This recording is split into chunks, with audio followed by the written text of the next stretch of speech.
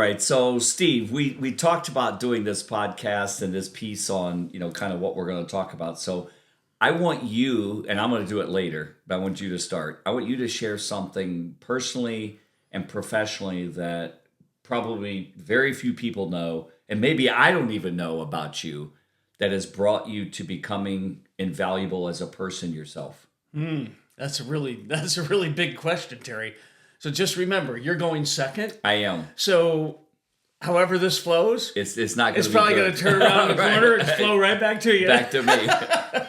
No, I think that's a big question. So two things pop in my mind. So maybe there's time in here to have two different little stories about this. I'm going to go to early life experience, and I go to early life experience because I think that a lot of us have been affected by early life experiences, and sometimes we don't even realize that until we're way down the road, and then we look back, and when we look back, we go, "Holy cow, we learned a lot out of that, and if that had never happened to me, I might not be who I am today." Right. And so I had a really interesting experience come 7th, 8th grade. And while I had some positive experiences before that, during 7th, 8th grade, I had, unfortunately, a group of friends that kind of turned on me. And I think a lot of us in those teenage years have gone through that experience. Oh, yeah. And when I say turned on me, now, for all of you out there listening, there were no phones. There was no electronic communication. They were hanging There on the wasn't wall. email. Yeah. There was nothing like that. The way you communicated with people was you talked to them, or you wrote little notes and you folded it up and you handed it to them, right? And a group of friends took the liberty of taking some notes that I had written to other people and kind of ganged up on me and put them all out there. And I don't have any real reason why. Maybe I was a jerk. I don't know. Or maybe it was because of socioeconomic differences. I don't really know what caused them to completely do it. What I know was what the effect was on me. And I really was very ostracized and isolated at that moment in time. Because these weren't 5 or 6 people that weren't really sort of our group and I didn't really hang out with. This was the 5 or 10 people that were all the people that I hung with, that I did sports with, that I did everything with.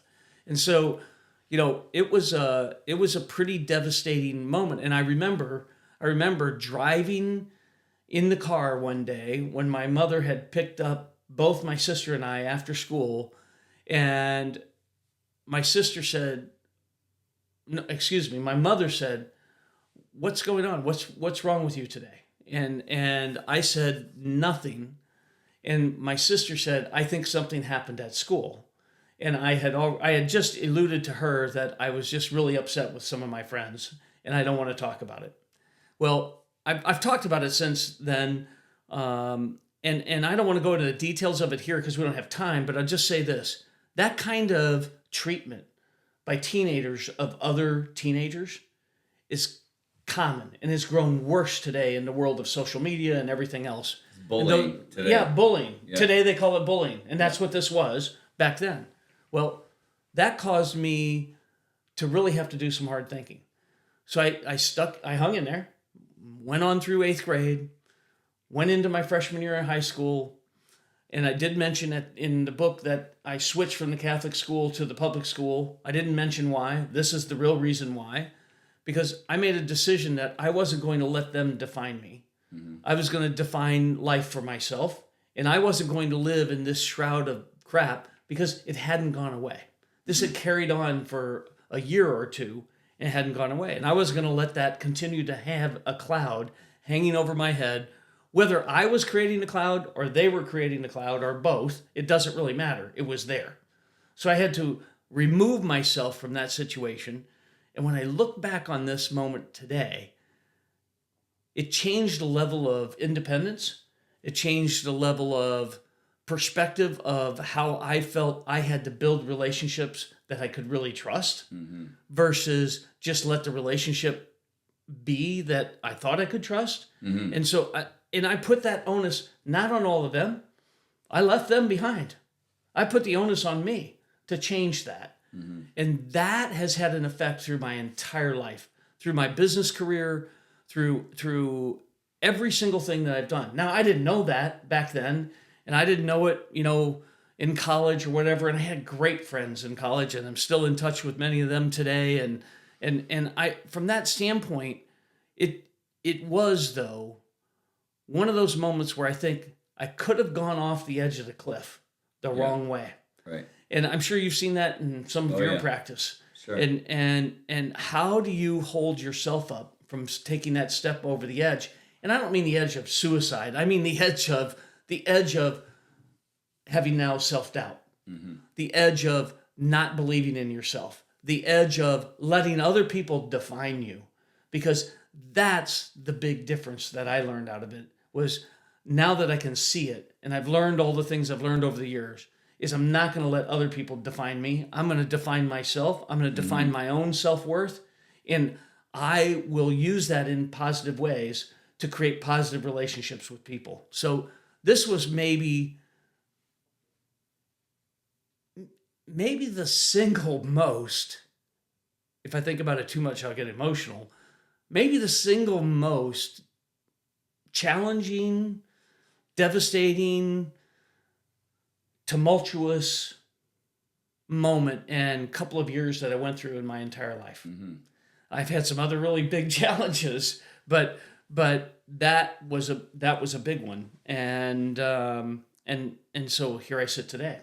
It's part of my character. Yeah. It's part of who I am. And I'm proud of it, actually. Absolutely. Because I probably wouldn't be the tough person that I am.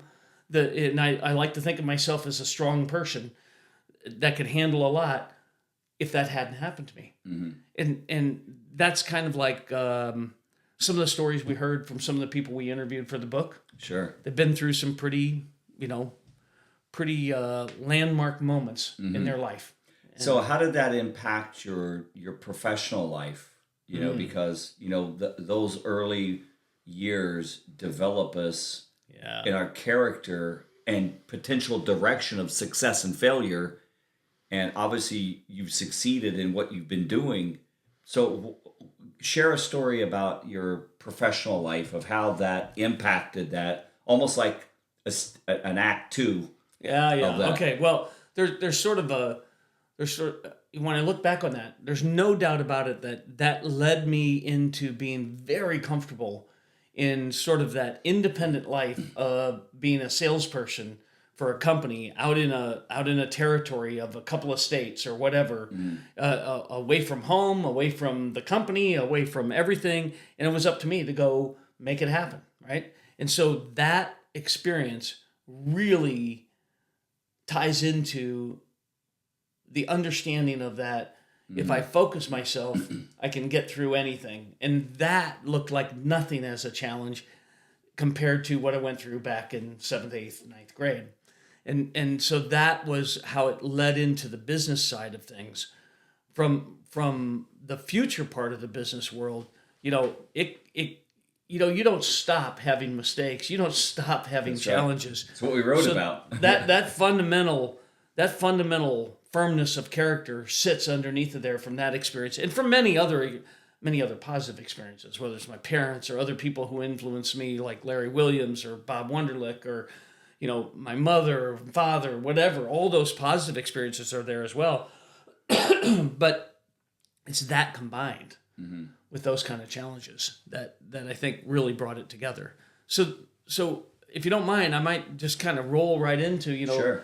From the business perspective, the kind of the future challenge was, and maybe this was my independence. What I figured out as I went along relatively quickly was that I was with two big corporations to begin my career, but it probably wasn't a great fit for me, because I guess I had this independent streak because of all that, and I wasn't going to let others. And that doesn't work with a big. And I wasn't going to let others define me. Right. And that's a little different ball game. And so, fortunately, I found my way to the consulting world, and I had really great success when my first consulting experience.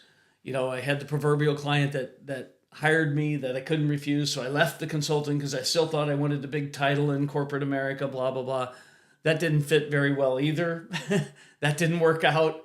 But what I really want to focus on is then I went back to the consulting business. I ended up after that period of time running a consulting firm that was bought by a private equity group. So, how did that happen? Well, I wasn't running it when it was sold. The company was founded by another person, and let's just say that individual and that private equity group got crosswise fairly quickly. And here it was about, I think, 9-10 months into that, I was asked if I would become the CEO because they were going to remove the other person, that alone was pretty phenomenal. And so I went through that whole experience. At the end of the day, it didn't quite work out. Why didn't it work out? It didn't not work out because that wasn't a good company. It did not work out because the private equity firm was doing the wrong things. It worked out because I didn't do some smart things and I screwed up. And I said to the private equity group that, look, this is what I'm trying to build, and I understand you own the company, and if you don't want to build it that way, then I guess that's your prerogative. But this is the direction I'm going, and yes, I already made this decision, and I've already made that commitment and investment. They didn't agree. I didn't ask permission. I was telling, and I learned a little bit about how you have to lead going up at that point. So sure enough, it wasn't long after that I found myself exiting, and that was a really contemplative moment in time. And so these two stories are tied together because they didn't treat me poorly. I had treated them well, except for that mistake, and I was tied because they were my client as a private equity firm that actually bought this consulting firm. So I didn't have a bad experience other than a screw up on my part, and I ended up out the door. What I did though is I had some flow, so I had some time to really contemplate. I had multiple opportunities. I had 3 or 4 other consulting companies that were chasing me. I had a couple of other industry opportunities. I knew quite a few people by this point after a number of years in the consulting business. And I really had to contemplate. And you know what? The choice I made, which I relate all the way back to that experience in 7th, 8th, 9th grade, is I made a decision for myself that I was going to start my own business. And that was not an easy thing to come to because it came through losing a job, which is I was the CEO, is a well-paying, obviously, position.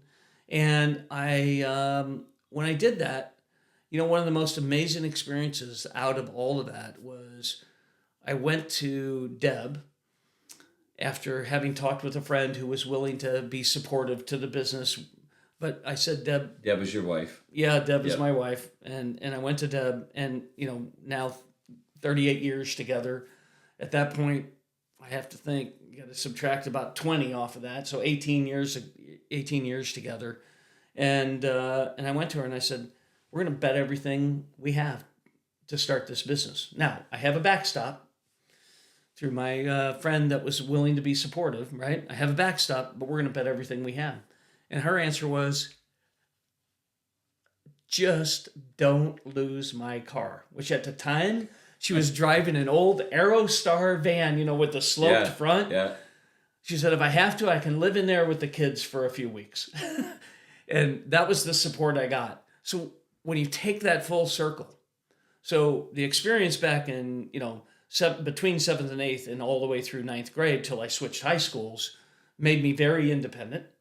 The experience I had of going through getting all the way to the CEO of a consulting firm, something I had strived for, losing that position, having a moment to reflect, having a handful of opportunities sitting over here ready to be had with some really good compensation, right?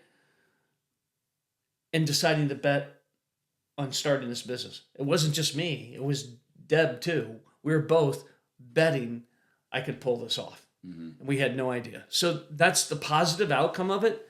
But you know what? And yes, I built a company and we sold it and all that's there. But let me tell you, that journey too was a whole nother bumpy road. We'll stay away from that because you asked me for 2 stories. So those are my 2 stories. Those are my 2 stories of how, pain, challenge, and what you might at the moment think is survival. It's not really. But it feels that way. But I think it is emotional survival. Yes. And you find a way through.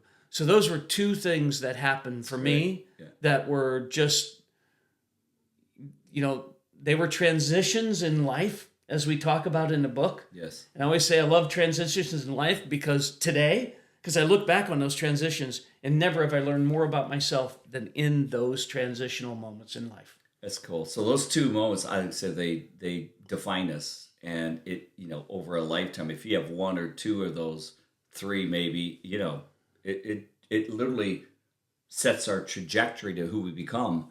We're all living the dash between the day you were born, the day you died. Yeah. So it's all about the dash. So next you're going to be able to hit me. So thanks for being vulnerable, Steve, and sharing. That's awesome. Thank you for listening, and thank all of you for listening. And I know you all have your own stories. And you know what's important? Celebrate them. Is to be able to share those stories. Absolutely. And look at them as screwed up as they could be. Yep. Yeah, absolutely. Find the light. Find the positive light, no matter how difficult the story is. Yeah. Thank you for listening.